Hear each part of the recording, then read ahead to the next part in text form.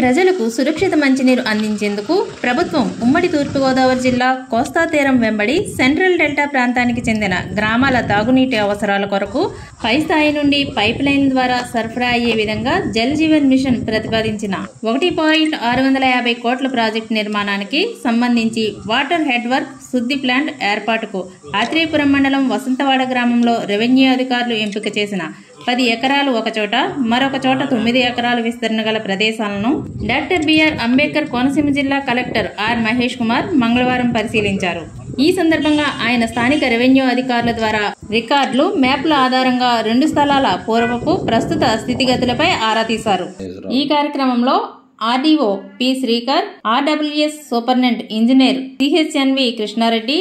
డిఈలు రవికుమార్, పద్మనాభం, తహసీల్దార్ రాజేశ్వరరావు, రెవెన్యూ సిబ్బంది, రైతులు తదితరులు పాల్గొన్నారు.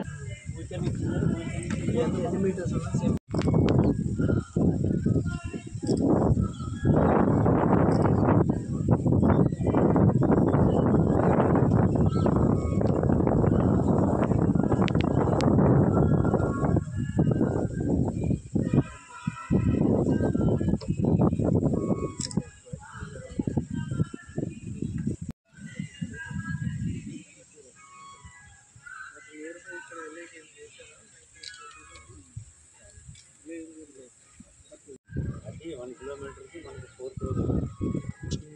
1 కిలోమీటర్ 4 crores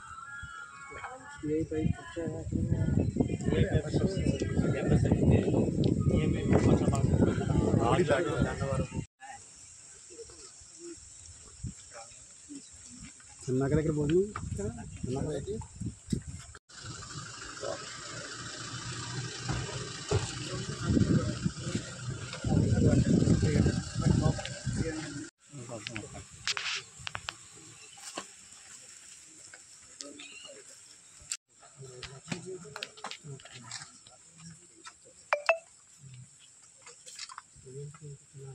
మనం ఇక్కడ ఆయం కదా సార్ ఆ కెనాల్ ఎలా బ్యాక్ వచ్చింది